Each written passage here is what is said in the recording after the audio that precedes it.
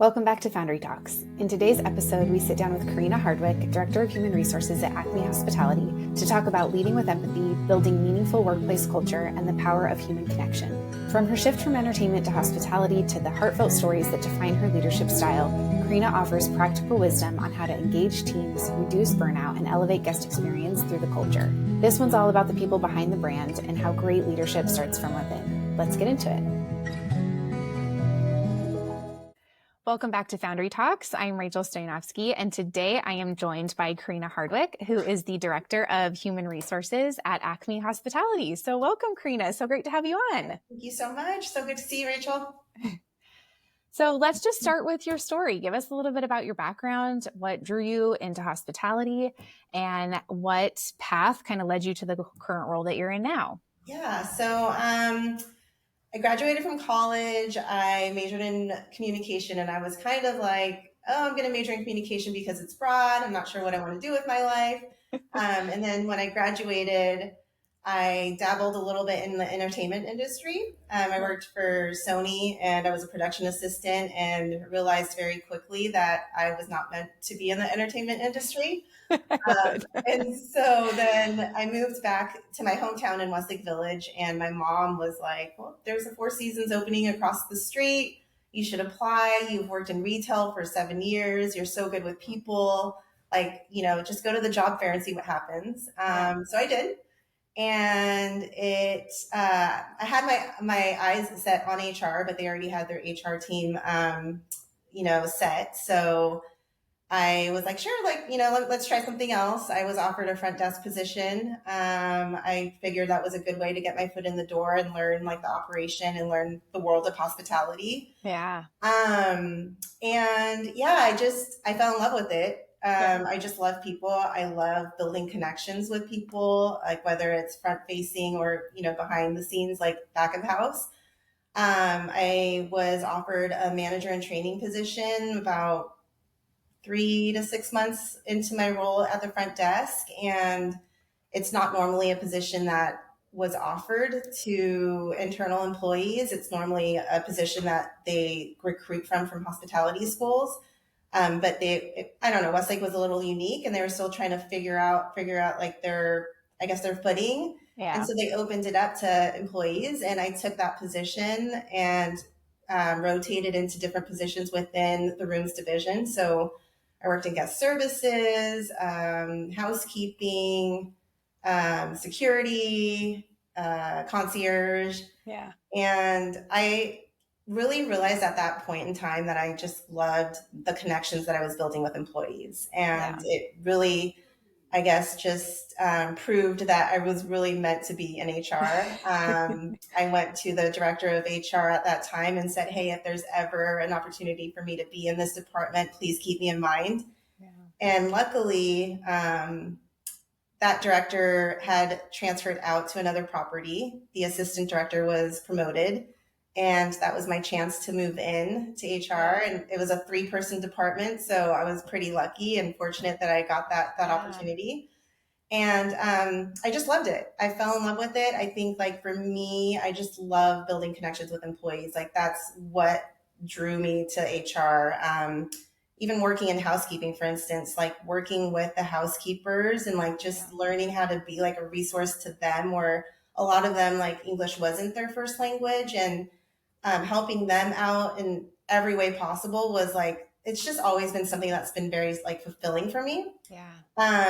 So yeah, I moved into HR and, moved my way up from HR MIT to HR manager to assistant director, and transferred to the Santa Barbara property. Was with Four Seasons for 14 years. And unfortunately, COVID happened and our lives just completely changed, as you know.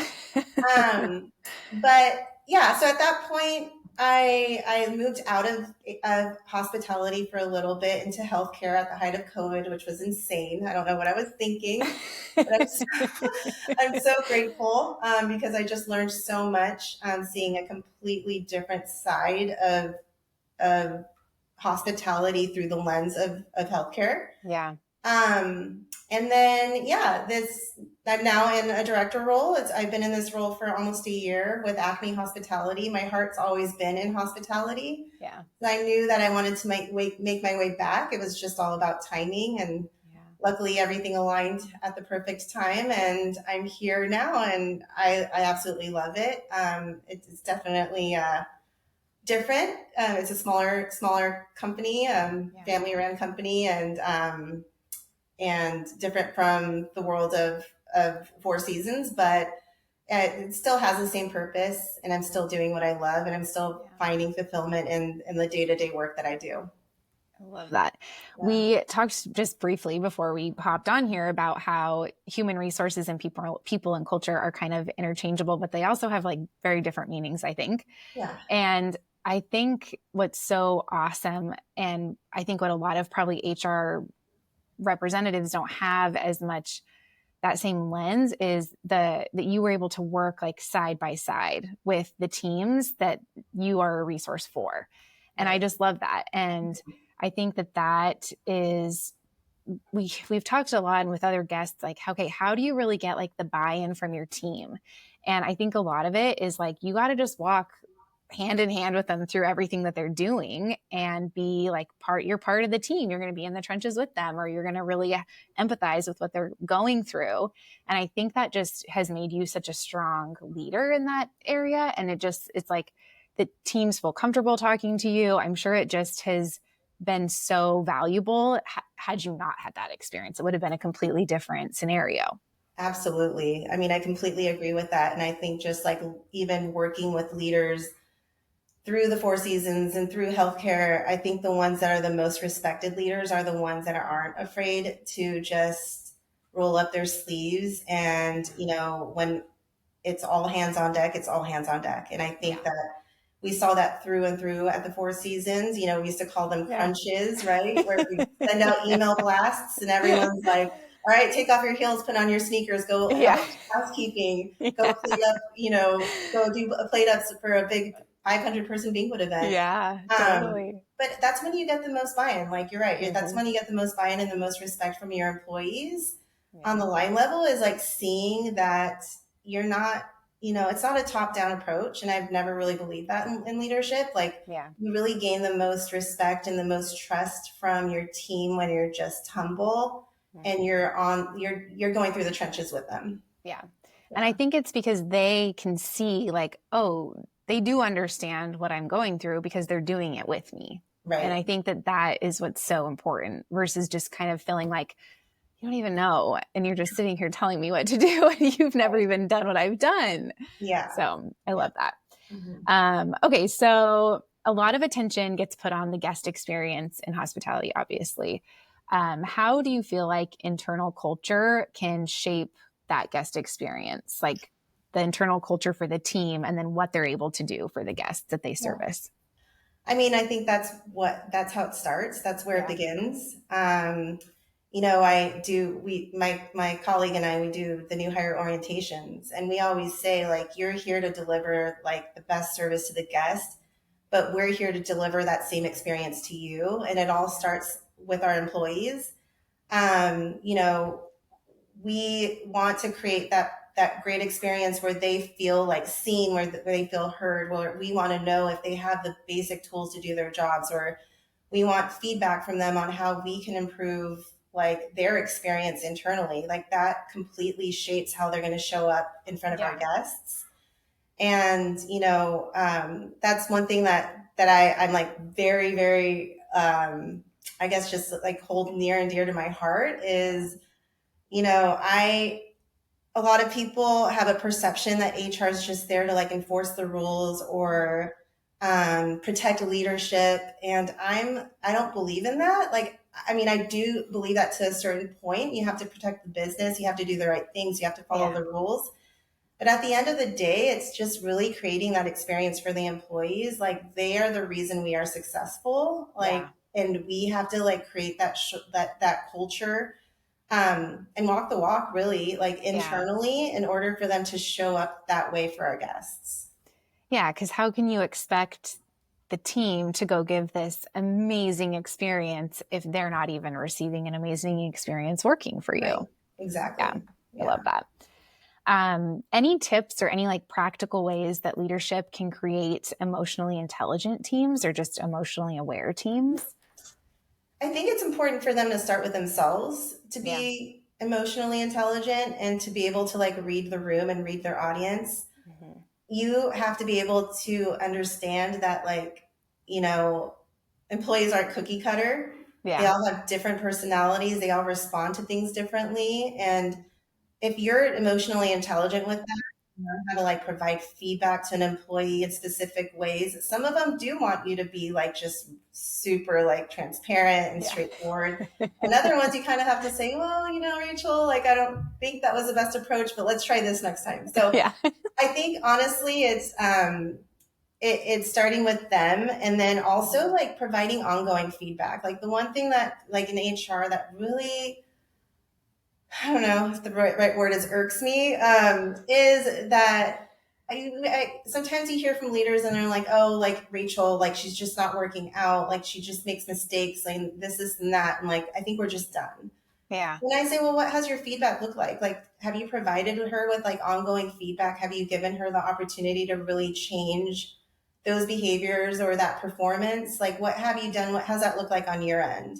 And most of the time it's like, it's been little to nothing, or there's nothing documented, or we get around to the point where they've just like had it, or they want to, you know, separate employment, but then they're like, they've always been an issue. And I look at their performance evaluations and there's nothing written about the issues that they've had or the, you know, the concerns that they've addressed. So like, I really think it's like having those day-to-day conversations, like give them a fair chance to, you know, turn their performance around. If at that point you've given them, you know, so much coaching and like so many warnings and whatever it may be, if they're not doing their part on changing it, then I can see, you know, where we need to like make other decisions. But yeah, I think that like we have to be fair to them. Like, again, like it's just, we need to like model the experience, or, you know, that we would expect ourselves, and just be mindful of that. You know, it's like, we have to think like, would we want that done to us? Like if we didn't know, we weren't provided with any feedback from our boss on what we could change or what we could do differently, and all of a sudden we're in a room and we're like, oh, we're done. Like it's just not a great experience, and it's just not part of our core values. And it's all about doing the right thing. Yeah. I think that I was going to get to a question about turnover, but I think just inherently there's a high turnover rate when you get into hospitality, whether that's in the hotel side of things or food and beverage or whatever it is. And I think I love what you said, because I think that when you're in the operations, you're just like sometimes so busy, you're just trying to stay afloat. And so I'm sure that taking that extra step to really give that feedback and communicate with your team falls off the things to do list often, but really taking the time to do that and make sure that your team feels valued and feels heard, they're going to stay around so much longer, which is just going to make your life so much easier than constantly having to train someone new and bring someone new in. So I love that point of view. Yeah. So talking about hiring and retention, what do you look for when hiring someone for a hospitality facing role, or what are some tips that leadership should look out for? Maybe a red flag that they should be aware of?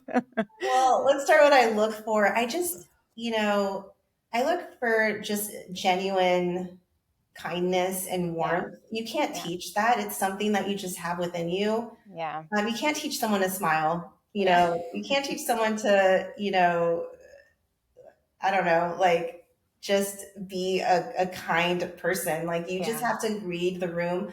I think sometimes some companies really get into like this situation where they're like so desperate because they're so busy. Hospitality is like constant move, right? And they're like, well, it's high season and we need people. Let's just bring people in. But we don't really take the time to really interview them and get to know them through the interview process. And that's the time for them to really show like who they are, right? And sometimes we're just quick to hire and it takes a long time to fire. And so if you take your time through the interview process to ask the right questions, look for those signs. Like, are they genuinely kind? Like, do they really have a passion for hospitality? Like, what have they done in the past in their experience? Or if they're not experienced, what have they done in their day-to-day life, right? Like, hospitality doesn't just have to exist in a job. It exists outside of work too. So it's just looking for those little tidbits of like things that they've done to go out of their way for someone. Like, what have you done to really exceed someone's expectations? Like, what have you done to just, what have you done when someone has least expected it? It's looking for those little things. Like, you can't teach someone to smile. You can't teach someone to be friendly. It's you have to look for those signs first. And then, I would say the red flags are like the complete opposite. Like, when you say like, hey, tell me about a time you've dealt with like a difficult customer or a difficult person, how do they respond to that? Do they get huffy and puffy and, cuss at the customer? Or do they take their time to really say, hey, how can we make it better? Like, taking a step back, are they calm? Like, are they calm and cool and collected under pressure? That's of course something that we can teach a little bit, but only so it can only go so far. I love that. I love that. Yeah. And it's like, you never know. I mean, the people that you're going to be interacting with are all going to be so different. So can you carry on a conversation? Like, can you just start talking to someone and make someone feel comfortable? Like, all of those things. Like, just love it. In an industry known for burnout and turnover, what's working right now to keep talent engaged and fulfilled? Obviously, aside from what we chatted about feedback and all of that, are there any other things that you guys are doing at Acme or that you've done in previous places that you've noticed, like, this is a game changer, this is keeping our talent happy? Yeah. Well, I think, at a leadership level, burnout is an ongoing challenge. And maybe it's not even at a leadership level. I think throughout hospitality, it's an ongoing challenge, and you always have to think creatively. I think you really have to get to know your people, because burnout may mean different things for different people. Like, both you and I are both mothers, so we work all day and then we clock out kind of, and then we're still like on the clock when we get home with our kids until they go to bed, and then we're done, right? And so I think burnout means different things for different people. It could be that, we have a young, team, and some of them are full-time students, and they go to school and they go to work and then they go home. So again, like, you have to really get to know your people to learn how to like address the burnout. One thing, here at Acme is like, what I've recommended or what I've coached our leaders on is like, hey, we have to find out what it is that they're feeling overwhelmed by. And like figure out like what is an immediate need and what can we take off their plate, or say, hey, Rachel, you don't have to do that right now. Let's just put that in the parking lot until things slow down. Right. So it's really up to our leaders to take that time. Like, I feel like one-on-one conversations, I get it's high season. I get it's super busy, but if you just take like a 10 minute, whatever it is, block to just have that one-on-one conversation and check in on your team and your leaders, you'll quickly find out like how you can address the burnout. I joined Cottage at the height of COVID, and I was there for 4 years. And burnout was a real thing for everyone. Right? We couldn't give the nurses like extra time off. Like, it was like all hands on deck. And I think in healthcare, it was more of a, let's start thinking creatively. Like, what can we do? Let's just show recognition. Let's show them that we care. Let's provide additional meals. Let's,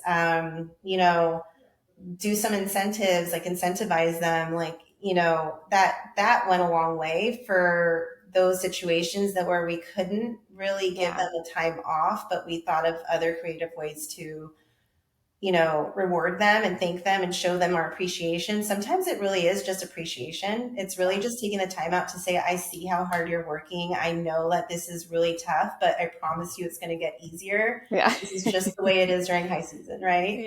But I think really the key is just getting to know your people and learning what it is you have on their plate that's making them feel that way. And then thinking individually how to address it, because it's not like a one-way approach, really. Like, it really is like an individual case-by-case situation.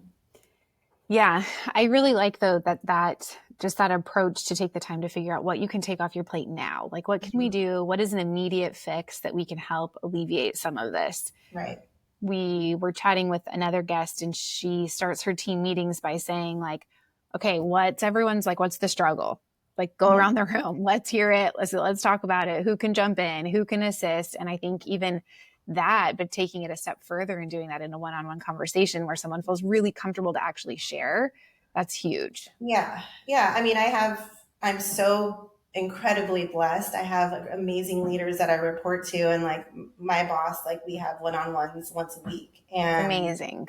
the like perfectionist in me, was overwhelmed when I started here because Yeah. I just, again, I felt burnt out. I felt like I needed to know everything Yeah. and everyone all at once. And I Everyone's was like, story. I'm epically failing. This isn't working. And he's like, why are you putting this pressure on yourself? Like, Yeah. we don't expect like perfection. We just want progress. And are you looking at all the things that you're accomplishing, or are you just focusing on like this mountain that you need to climb? And Yeah. it just made me it really put things into perspective for me. Like, you're right. I am putting that Yeah. pressure on myself. Why am I doing that? Yeah.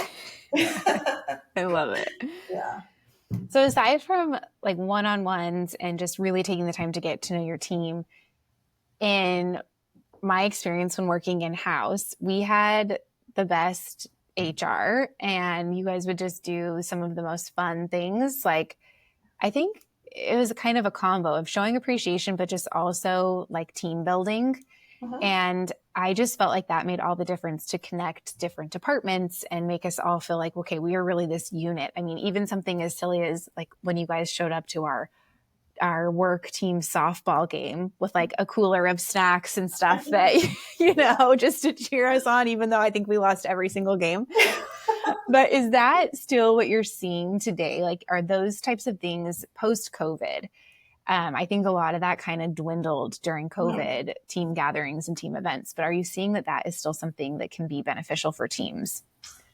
Yes, I am seeing that it's beneficial for teams. I am seeing that, but I'm also seeing another side where like some people just don't want to spend time at Yeah. work when they Yeah. don't have to be at work, or at a work event when they don't have to be, Yeah. So it's like kind of an ongoing like learn what your team wants, Once. because they all Yeah. want different things. Yeah. Um, I think that recognition's a huge piece. Mhm. I don't think that any employees like being left in the dark and not knowing how they're doing. Yeah. But recognition is huge. I think within Acme, all of our leaders have like you know, the opportunity to really create like recognition within their own teams. That's But then awesome. we do something larger as a company where we have like a community board, and we Mm. post like we post things on the community board to recognize everyone as a company. Yeah. Given that like we're here in Santa Barbara, we're up north in Nevada City and Grass Valley, and down south in San Juan Capistrano. Yeah. I think like our teams up north and down south feel like they're the forgotten ones. So we're always trying to like creatively think like how can we make them still feel like they're a part of Yeah. Acme, Yeah. even though we're not there. Like we want them to feel like they're close even though they're far. Yeah. So it's always just thinking of ways to stay connected, whether that is through our community board, whether that's, doing a raffle for certain things and like posting it so that everyone sees that like we're rewarding everyone across the company, right? Right. Right. Um, but yeah, I think it's like an ongoing thing. Like we learn here and there what drives everyone, and everyone Yeah. has something. It's all different. Yeah. I think here in Santa Barbara, we do a lot of community events where we're involved within the community. Like we have a big, 5K, 10K coming up, which is the She Yeah. is Beautiful run. And, we encourage everyone to be involved in that. Yeah. And it's fun to see how, everyone come together from different restaurants and different teams to come together as one. But yeah, I think that's just like an ongoing, Yeah, just ongoing challenge. learnings of like Yeah. what is going to work best for your team. And like I think leaders, if they can tune into that, they'll see like, okay, Mhm. doing something like this would make a difference for my team. Or, I think that sentiment is widely shared. Like, okay, I'm at work all the time. The last thing I want to do is come to another thing where I need to be at work. So finding creative ways to show appreciation and recognition that doesn't necessarily mean they have to come back to the office. Exactly. Okay, so I think another part of retention is helping recognize good talent, and then how to like foster that and encourage and nurture that to grow. Any tips or anything how you can help team members do that so that they want to stay because they see a longevity with the company they're with? Yeah. I think that starts, it starts in the interview process. I think really like taking the time to ask the candidates, where do you see yourself? Like, it's not a bad thing if they're like, I just want to make money and pay for school and then move out of Santa Barbara once I'm done with school. But there are other people that have a different, passion for hospitality that want to grow within hospitality. It's really getting to know your players and then creating opportunities for them. It's up to us as leaders to recognize what potential they have and then direct them in that path, right? Or create a pathway for them. Up in our hotels, for instance, we had these, we call them employee rounds, where we met with like a handful of employees and we, went around the room. There was no agenda. It's really like, how are things going and how can we do things better? What can we improve? And some of them said, like, we'd like to see more opportunities for growth within the company. And it's really like, even it's little things like creating, cross-training opportunities for them to actually dabble in other positions to see if it's something that they love or they want to, move in that direction. But just creating those little opportunities really can go a long way. I mean, there was this one server, he was so adorable. And he said, I started off as a busser. My manager saw the potential in me. She gave me the opportunity to serve, and my life will never be the same. Like, I am so grateful. Chills. And I'm like, oh gosh, like those things like warm my heart. Like I love it because and then he's like, I just want all of the busters in this restaurant to have the same opportunity that I have because we care, we love working here, and we all want to stay. And it's just like so heartwarming to hear stories like that. Like, and it's really up to us as leaders to say like, okay, what can we do to like create, like continue that momentum and continue that passion that they have? And what can we do? I get it. Like financial aspects, we're not going to create like 10 million manager positions if we can't, but like at least give them the opportunity to like gain that experience. And who knows, like we can't be selfish if we can't create an extra manager position here, like they can take that experience with them somewhere else. And it's still rewarding for us in the end. Totally. Yeah. Yeah. I had a boss at one point and he was like, listen, if there's ever something that you want to go and do, whatever leader that you have at the time should be supporting you to do that. Obviously, they want you to stay. So how can you hold on to them? How can you make them stay? But if ultimately your path takes you in a different direction, you should always try to find a leader who you feel like would support you on that journey. And I always think about that because I've had on the opposite side too, like, oh, how could you do this? Or, just like feeling very upset. And really, what does that get you? Nothing. Like everyone is trying to forge their own path and their own journey.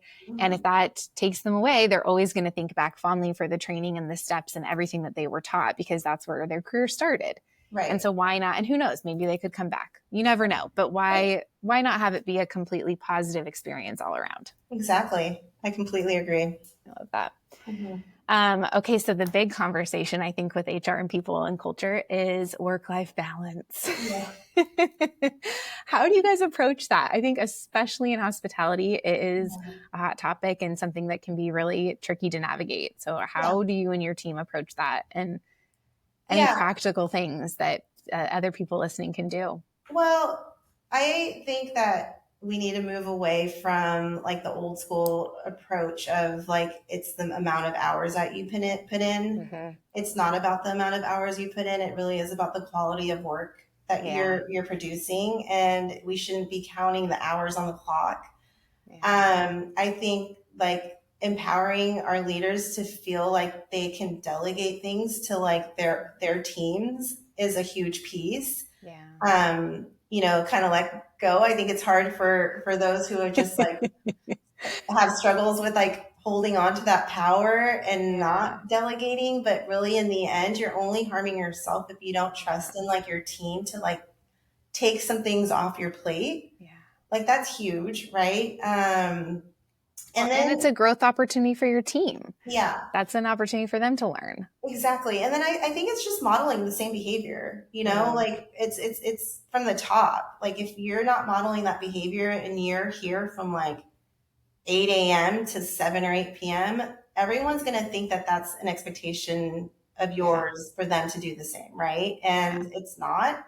Yeah. And I think like we've been talking a lot about work-life balance here in the office, and it's just, we need to be mindful. Like we need to model that same approach. Like, hey, maybe there are times that we can leave the like office early, like Friday, for instance, it was fiesta and like, it was packed in the funk zone, and our office is located right in the heart of the funk zone. And, you know, I said, I have a family reunion to go to. I'm leaving by 1 today. I'm going to like escape all the chaos. And I didn't feel guilty. Like in the end, like don't show that you feel guilt. Like it's okay. And I think you have to just encourage your team to do the same. You know, like you should encourage them to take time off when they have it or when they can, you know, and modeling that same behavior and saying, hey, like if you want to leave a couple hours early today, I know you had a really long day yesterday at orientation and you worked way longer than what you normally work, leave early tomorrow. And just showing them that like you're encouraging that work-life balance and not expecting the opposite, which is like, oh, it's the amount of hours you put in. Yeah. Well, and I think it goes back to another conversation just about looking at your team, like their whole self, their whole person. And they're only going to be able to show up so much as if everything else is kind of aligned with their personal life. If they are just like burning the candle at both ends, you're not going to get the type of quality service that you want from them anyways.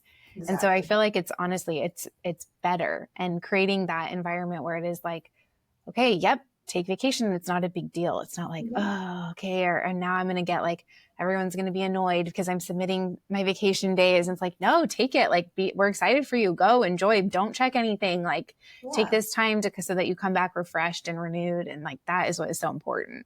Yeah. I mean, and even leave of absences. I feel like there's this like, I don't know, like a stigma around like, oh my gosh, like how dare you take this leave of absence that's available to you. Yeah. And I'm constantly like, no, that's what it's there for. You've put in your time with the company. You're going through some stuff. Like you need to focus on your health and your well-being. Like take a leave of absence and take care of yourself so that you can come back stronger. Yeah. Like, I don't think it should be anything that's frowned upon. Yes, maybe cause a little bit more work for everyone else on your team, maybe. But in the end, it's going to be better for everyone for you to come back as a stronger leader. Yeah. I love that. What can leaders do to better support the mental well-being of their teams? Again, it's checking in on them, you know, day to day. I think that we always hear, like, you never know what someone else is going through. And it's true. And unless you talk to them and get to know them and just say, hey, how are things going? You won't really know what they're going through. And sometimes it comes out in different ways. Like if you have an employee that's, you know, responding negatively to a guest complaint, or just on edge all the time, there's probably something going on, but you just need to take those like 5 to 10 minutes to sit with them privately and say, hey, Rachel, like what's going on? You know, is everything okay? I've noticed that you're not yourself lately. Yeah. And really encouraging them to utilize the resources that are available to them. I mean, we have an employee assistance program. Most companies do. Yeah. And it's really encouraging them and like letting them know, making them aware of like those resources that are available to them, because a lot of employees just don't know. You know? Yeah. I had an employee in my office and we were talking about certain resources, and I said, you know, she said she was going through some health challenges. And I said, well, you know, even though you're going through these health challenges, like, I'm just amazed that you come into work so positively. Like you come in with a smile on your face. And she's like, you don't even know. And so she started sharing some personal things that's happening in her personal life. And I was like, oh my gosh, like I would have never known had I not made that comment.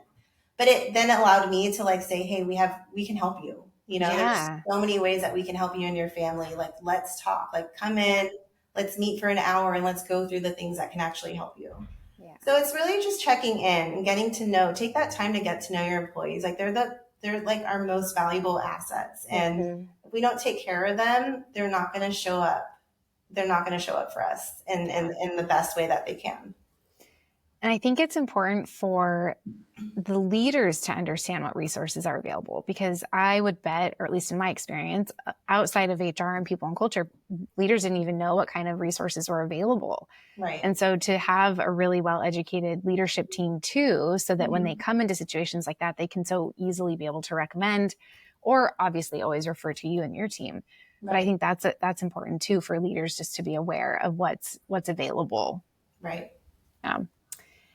So you've worked in both long-established luxury environments like Four Seasons and then semi-newer hospitality groups.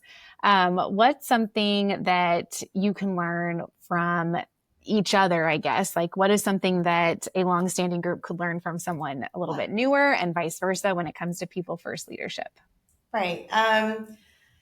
So I think that for longer established, companies, the challenge that I've seen coming into a company that's long established is that, like, everyone wants to do it the old way. And it's harder for them to adapt to changes and being flexible with, like, hey, things are constantly changing and processes are constantly changing. And we don't do it the same way that we did it 20 to 30 years ago.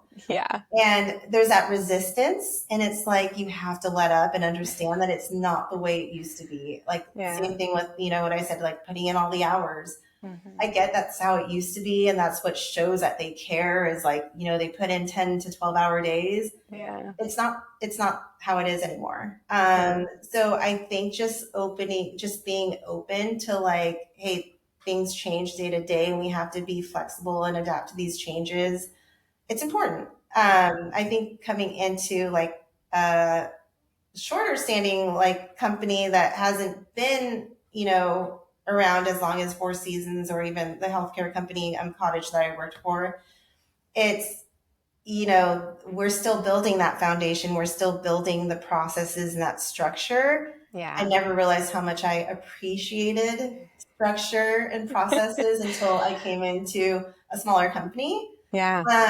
Because consistency is always super important. And I think in order to be consistent and fair, you have to have that in place. And I understand why companies like Four Seasons have that. And I appreciate it so much. You can't even tell you. But it really just creates consistency across the board. So I do appreciate, like, with Acme, that our leaders are so adaptable and, like, are open to change. And when I say, hey, like, we have this process now and you have to do X, Y, and Z, and not just call your own shots or do it your own way, that they're open to it, and that they appreciate, like, I think it's just like, the mom in me, like, kids need structure and they need a routine. And I think it's the same way. And like with the company, it's, companies need structure. And I think that our leaders appreciate that, because it does create consistency, and you're not always just guessing, like, oh, we did it this way last time, but now we're going to do it this way this time. It's like, if we're consistent and we're fair, then it just makes things flow so much easier. Well, and I'm sure it's kind of a load off for them too. Like, okay, I don't need to, like, think about this. Like, we already have it. It's all here. I know what to do. I've got this process in place. But I think it's great that the team is so willing to adapt and is open to that. Because I think that's the biggest thing, is just getting buy-in from whatever team, whether you're a leader and you have guest-facing employees, or you are in HR and you're dealing with the management team. Like, just getting that buy-in and support from your team is the biggest thing. And so their willingness and just flexibility, that's awesome, because I think you don't find that everywhere. Right. How can you ensure that values aren't just words, but something that actually shape day-to-day decisions, and being that example? Yeah. I mean, I've learned through, like, just certain leaders that the do as I say and not as I do approach does not work. And it does not, I think we've we've seen, just through experiences, we've seen that type of behavior. And I just think that it all stems from the top. It starts at the top, and you have to model the behavior that you expect from your team. Yeah. And then also through like the choices that we make, like the decisions that we make as like a leadership team. Mm-hmm. I mean, I'm not afraid to like push back and say, but is that the right thing to do? Because sometimes the right thing may not favor us as a company, Mm-hmm. but at the end of the day, if it is part of our core values, then that's what we should go with, because that's what we should be modeling. Yeah. And it all stems from the top, right? Like you have to model that behavior in order to expect our team to model that same behavior. We have to show integrity. We have to show excellence in everything that we do, right? And we just have to show that we care. So it's just really just, modeling the behavior that we expect to see from all of our employees. Yeah. And I think it's important to do that even when you think no one's watching, because Absolutely. I think there's a lot of situations where maybe you don't realize that the team sees that, and they pick up on it. And I think that's just huge for leaders, that you really need to live that, like live it and breathe it, because if you're not, they know. And then it's really hard to get that support and that buy-in back once they've already seen it the other way. Yeah. I mean, it's the only way that you're going to build trust with your employees, honestly. Like if they're not seeing that from you, it's just, you're making your life so much harder for yourself. Yeah. You're not going to get their buy-in. You're not going to have their trust. They're not going to feel like they can go to you day to day to say, hey, I'm going through some things and I need some help. Yeah. You have to just create that level of trust, and it stems from like what, how you're behaving or how you're showing up day to day. Yeah. And I think one thing too is, for leaders, you don't have to maybe you don't agree with every single thing, but just showing up authentically. And I think that's what people notice. They notice if you're just putting on a front because so-and-so is watching, and then how you really are. And I think that is something that the best leaders that I can think of, they were themselves in every situation, no matter who was there. Exactly. Is there an experience or something that has happened over the course of your career that was like a light bulb or something that really shifted your approach to leadership and how you wanted to be a leader? I don't know. And maybe it was a lot of different things, or a lot of little things. Yeah. I think it's been like a lot of little things. I think like going back to like HR and my why, it might be different than someone else's why and why they're in HR. For me, it's always been the connection I have with people. Like the genuine connections that I build, like are everything to me.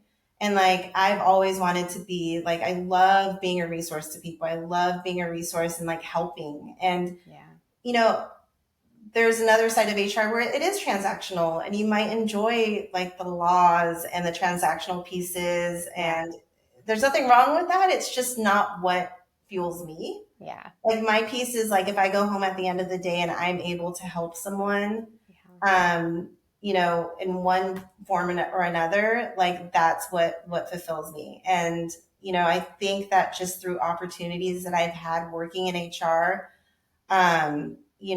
from an employee who was homeless and sleeping in her car and finding shelter for her and finding her the right resources to like get her back on her feet, to, during COVID, like an employee coming into my office and crying and saying, I don't know how I'm going to get this money to my wife in Colombia who's diabetic for her medication. And just saying like, sit here with me and like, let's call the bank together. Like, I mean, English wasn't his first language, and helping him and, finding the right resources to help him through COVID. And I like created the unemployment account for him. Like I made sure that he was getting paid. Like he was new to the country. He knew nothing. Yeah. And just being there to like help, like he still calls me, and checks in on me and wishes me a happy Mother's Day and like just Merry Christmas. And Yeah. having those like long relationships with these employees, like honestly, like all of that has really shaped me. I think that, my parents were born in El Salvador. They came here at a young age. I always put myself in like their shoes and how challenging it must have been for them to like come here with like not knowing how to speak English, not knowing what resources were available to them. Yeah. And whenever I help like our employees and I have that opportunity to really like connect with them and truly help them, like all of that just really shapes me and like really makes me feel like, okay, this is why I'm doing what I'm doing. Yeah. Yeah. And I'm sure it's just a very like empowering but fulfilling feeling to have. And Absolutely. just that impact that you're going to have. And I think that it is so important and can really transform and change the trajectory of a career path or even a life when you have leaders and mentors who are willing to like walk hand in hand with you through stuff like that. Right. And I think you've said it a couple times, but just that level of trust and being able to build that's huge, and have that connection with people is just amazing. Yeah, definitely. Okay. And then just for fun, any like fun moment or favorite story of like a team building or anything like HR related that you were like, okay, this was a super fun activity or a super fun initiative that was just awesome, or something funny, something silly? Something funny, something silly. I'm trying to think. Gosh, I don't know. Well, you know how fun our HR office was at the Four Seasons. I mean, The every most fun. day was entertainment. And I think, you know what, like just through even at Cottage, Yeah. we always find, even though we're dealing with really heavy issues and things, we always found a way to like just have fun and make like just crack jokes and really like connect. And like, I think at the Four Seasons, it was just like our coworker Tina used to say the funniest things, and she didn't realize how funny she was, but we kept like a list of these Tina-isms that just kept us going. And like, we still talk about it and we still meet for breakfast and everything. And it's just like, you have to find the joy in the job, because it can be heavy at times. You know, and you deal with a lot of challenging situations, but there's always something that you have to find joy in. And I think that's huge. Like, I'm not going to lie. I think there's been times where I've been like, am I really cut out for HR? Like, is this really me? Like, is this what I want to do? But then when I like take a step back and say, okay, Karina, why are you in this? Then I find, okay, like my ability to connect with people, to be a resource, to like really change their lives, like, you know, or it positively impact them. Like, that's why I do it. But yeah, you have to find the joy in the day-to-day stuff. Like, just find ways to have fun, make light of situations, you know, of course, within the people that you trust. And, but yeah, one story, actually, I'm going to tell you real quick about somebody that I interviewed recently. We asked how he kind of maintains like the morale within his restaurant, and he's a chef. And he said, you know, when I was at a restaurant, the executive chef would always say, like, when we were really like, you know, in like this like crazy time and it was really busy in the restaurant, he would say, are you a duck? He's like, are you a duck? And they'd be like, yes, chef, I'm a duck. And so what does a duck say? Like, quack, quack. So he's like, what that means is you're so busy. Like, we're like all like crazy busy running around and, you know, feeling the intensity of the restaurant. But when you see a duck, it's just like looking really calm above water, but underneath it's paddling really quickly. So now every morning I start like with like with my team at pre-shift, and I say, all right, let's hear a quack, quack, then let's get going. So everyone claps and then they get going with their day. And it was so cute. I thought, oh my gosh, that's so fun, you know? Yeah. Yeah. Hospitality people are nothing if not fun. Yeah, exactly. That's hilarious. I Yeah. love that. Oh, well, thank you so much for taking time to chat with us on Foundry Talks. And if you want to listen to more, you can check us out on Apple Podcasts and Spotify.